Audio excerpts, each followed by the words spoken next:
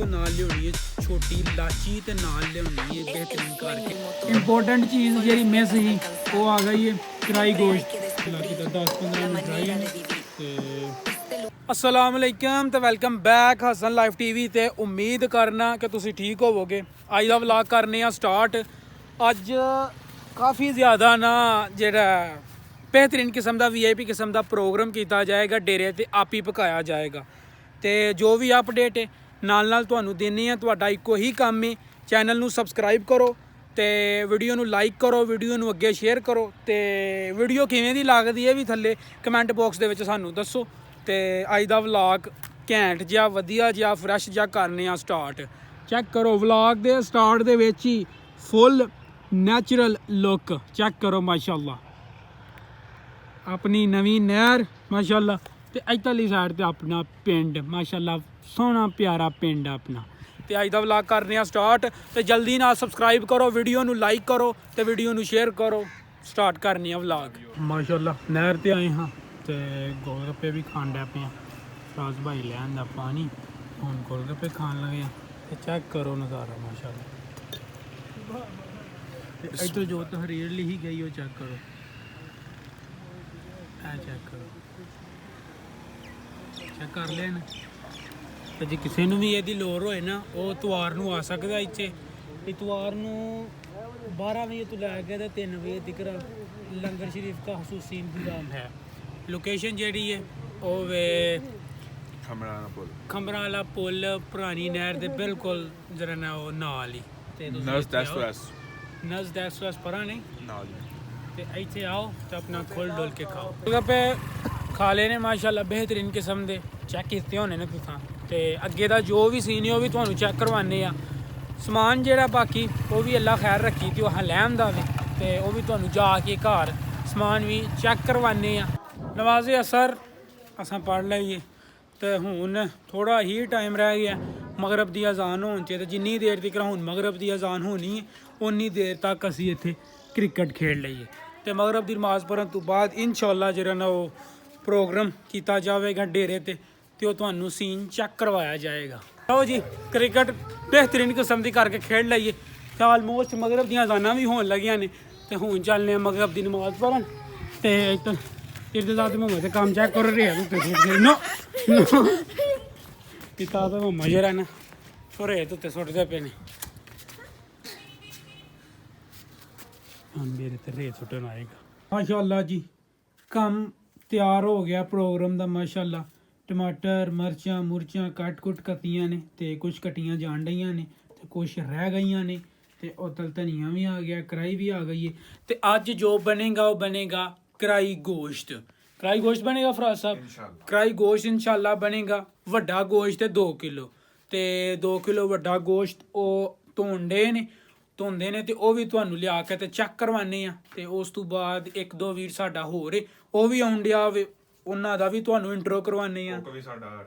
Cook जिन्हें पकाना वे ना वो वीर भी साडा आउण डिया वे, ओहदी भी तुहानू जेहड़ी ना वो चेक करवानी आ, ज़ियारत करवानी आ तुहानू भी ओहदी। ते अपना साडा प्रोग्राम अल्लाह कीता कंटिन्यू हो गया। गैस असीं भरा हुंदी है, गोश्त असीं लै आंदा, बाकी जो भी समान है वो भी असीं लै आंदा है। गोश्त आ गया, गोश्त चेक करो चेक करो बिल्कुल छोटी छोटी बोटी जी करवाइए ताकि पकन लगे भी आसानी हो तो खान लगे भी आसानी हो। तो साढ़े कुक भाई बरार आ चुके ने। लो जी को आ गए ने, कुक भी साढ़े आ गए ने माशाअल्लाह। चुल्हा वेला किता रेडी हो गया वे तो गोश्त जेह्ड़ा वो भी आ गया वे तो हुण तैयारी करन लगे असीं पकान दी। नाल अपडेट तुहानू दिंदे रहांगे। सब नालों इंपोर्टेंट मूवमेंट सुट्टो जी विच माशाअल्लाह।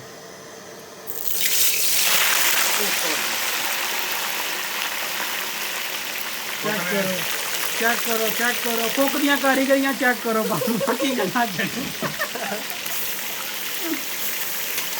अबरार भाई दसो जरा पकना की है? पकना जनाब पेशावरी चरसी कराई, चरसी कराई, पेशावरी चरसी कराई, पेशावरी चरसी कराई। ते साथ भाई आ चुके ने, साफ ही है सारे। खुशबू होनी होंडा भाई और बाद की बनना साढ़े।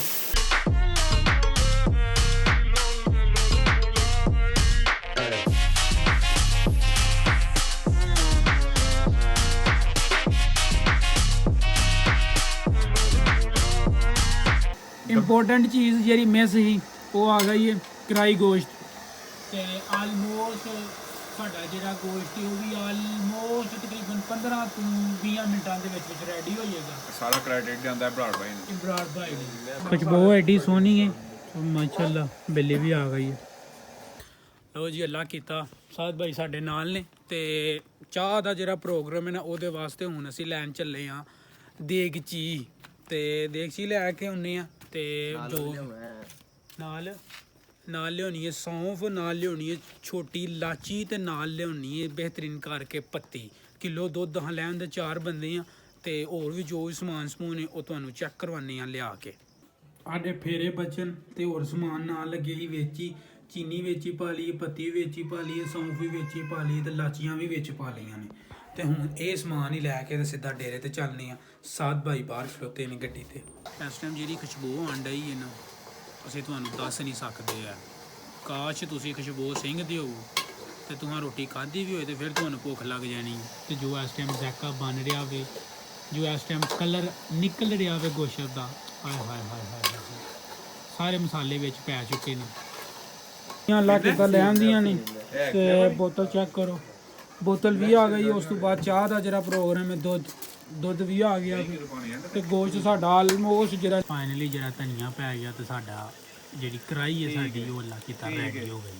ਪਿਸ਼ਾਵਰੀ ਚਰਸੀ ਕੜਾਈ ਅੱਲਾ ਕੀਤਾ ਬਿਲਕੁਲ ਤਿਆਰ ਹੋ ਗਈ।